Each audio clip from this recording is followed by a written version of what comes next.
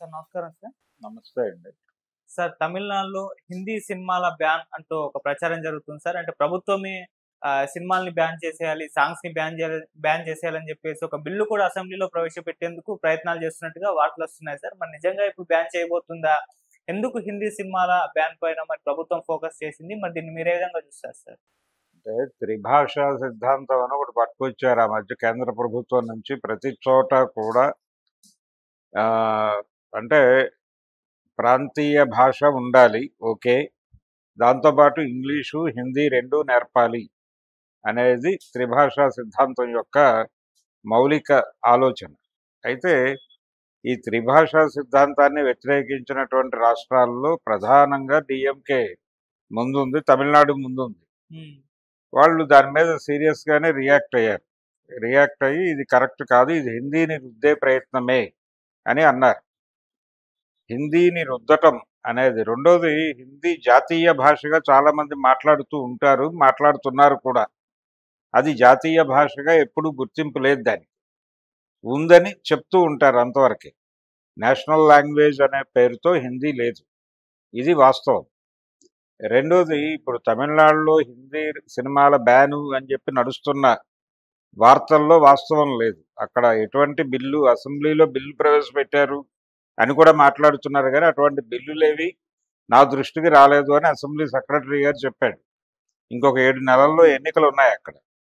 మరి ఎన్నికల ముంగిట ఇలాంటి నిర్ణయాలు తీసుకుంటాడా స్టాలిన్ అనేది ఒక గొడవ అయితే, నిజానికి గతంలో చాలా కాలం క్రితం 40 దశకం చివరిలో 46 నుంచి మొదలుపెట్టి యాంటీ హిందీ మూమెంట్ జరిగింది అక్కడ. పెరియార్ రామస్వామి నాయకత్వంలో యాంటీ హిందీ మూమెంట్ జరుగుతూ ఉన్న సందర్భంలోనే ద్రవిడ ఐక్యత సాధ్యమైంది.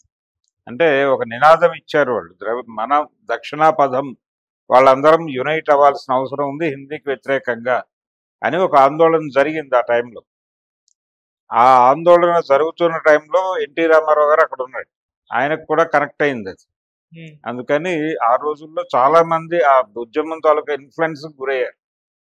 అప్పుడు హిందీ బోర్డులు ఉండకూడదు, హిందీ పాటలు ప్రధానంగా ప్లే చేయకూడదు, ప్రాంతీయ భాషకి తగిన ప్రాధాన్యత ఇచ్చి తీరాల్సిందే, దాని తర్వాతే ఏదైనా అనేటువంటి ఒక అభిప్రాయం, కొన్ని నిర్ణయాలు జరిగాయి. ఆ తర్వాత చాలా రాష్ట్రాలు దాన్ని ఇంప్లిమెంట్ చేశాయి కూడా. వారి వారి ప్రాంతీయ భాషల్ని కాపాడుకోవడం కోసం తమిళనాడు మోడల్ని అడాప్ట్ చేసుకున్నటువంటి వాళ్ళు చాలామంది ఉన్నారు. ఉదాహరణకి మనకి ఉమ్మడి ఆంధ్రప్రదేశ్లో అంజయ్ గారు కూడా కొన్ని తమిళనాడు ప్రభుత్వ నిర్ణయాలని ఇక్కడ అమలు చేసినటువంటి పరిస్థితి ఉంది. అది లోకల్ సెంటిమెంటు, అలాగే ప్రాంతీయ హక్కుల్ని కాపాడుకునేటువంటి ప్రయత్నంలో భాగంగా జరిగినటువంటి కార్యక్రమం.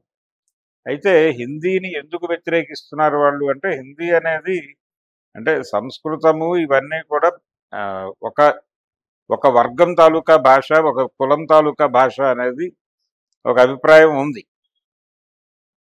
Anti Brahmin, anti Hindi, anti Congress అనేది ఒక ఎజెండాగా చాలామంది అభిప్రాయాల్లో కనిపిస్తుంది. ఆ పోకడ ఎన్టీ రామారావు గారి దగ్గర కూడా కనిపిస్తుంది. యాంటీ హిందీ, యాంటీ ఇది అంటే యాంటీ హిందీ, యాంటీ కాంగ్రెస్, కాంగ్రెస్ వ్యతిరేకత, అలాగే ఉత్తరాది వ్యతిరేకత, దాంతోపాటు హిందీ వ్యతిరేకత, ఇవన్నీ కలగలిసినటువంటి ఒక ఆలోచన ధార చాలా మందిలో కనిపిస్తుంది, ఎన్టీ రామారావుతో సహా. ఇది సూత్రం ఏంటంటే, ఇది ఉత్తరాది భాష, దాన్ని తీసుకొచ్చి ఇక్కడ రుద్దుతున్నారు. అది కల్చరల్గా కూడా మన మీద ఇంపాక్ట్ వేస్తున్నారు. మన పండగలకి మన సెలబ్రేషన్స్ పోయి వాళ్ళ సెలబ్రేషన్స్ చేస్తున్నాం. ఈ దాండియాలు ఇండియాలు అన్నీ కూడా వాళ్ళ గొడవలు, నార్త్ ఇండియా గొడవ, అది పట్టుకొచ్చి ఇక్కడ రుద్దుతున్నారు. ప్రతి ఒక్కళ్ళు వీళ్ళ కల్చర్ మానేసి దాని వైపు అడాప్ట్ అయ్యి అది మాత్రమే ప్లే చేస్తున్నారు. ఇది ప్రాంతీయ నాగరికతల మీద, భాషల మీద జరుగుతున్నటువంటి దాడి అనే అభిప్రాయం చాలా మందిలో ఉంది. నిజం కూడా అది. హిందీ పేరు చెప్పి వాళ్ళు బుల్డోజ్ చేస్తున్నారు. ఈ రోజున సౌత్ ఇండియాని తిని బతకపోతే నార్త్ ఇండియాకి ఫుడ్ లేదు. నార్త్ ఇండియా బతుకుతోందే సౌత్ మీద ఆధారపడి, ఇది వాస్తవం. సౌత్ని తిని బతుకుతోంది. కాబట్టి రకరకాలుగా చేస్తూ కల్చరల్గా కూడా ఏ రకమైనటువంటి గుర్తింపు లేకుండా చేసేటువంటి ప్రయత్నం జరుగుతోంది. పొలిటికల్గా ఎలాగూ వాళ్ళదే అప్పర్ హ్యాండ్, వాళ్ళు కొనుగోలు చేసేస్తున్నారు. దక్షిణ భారతదేశంలో ఉన్నటువంటి నాయకులు మొత్తాన్ని కొనడానికి సిద్ధపడిపోయారు. ఏది విడివిడి సమూహ నాయకులందరినీ కూడా కొనుగోలు చేయడానికి సిద్ధంగా ఉన్నారు. వీళ్ళు అమ్ముడుపోతారా లేదా అనేది వేరే గొడవ. ఈ పరిస్థితుల్లో ఈ లెవెల్లో ట్రై చేస్తున్నటువంటి పరిస్థితి ఉంది. అందుకని హిందీ వ్యతిరేక ఆందోళనలు అనేవి చాలా చోట్ల రకరకాల అభిప్రాయాలతో చాలా చోట్ల ఉంది. ఈ త్రిభాషా సిద్ధాంతం హిందీ రుద్దటం మీద ఎందుకు చంద్రబాబు మాట్లాడలేదు అనేవాళ్ళు కూడా ఉన్నారు. ఆ రోజున రామారావు అయితే మాట్లాడి ఉండేవాడు, ఈయన కాబట్టి రాజీ పడిపోయాడు అని.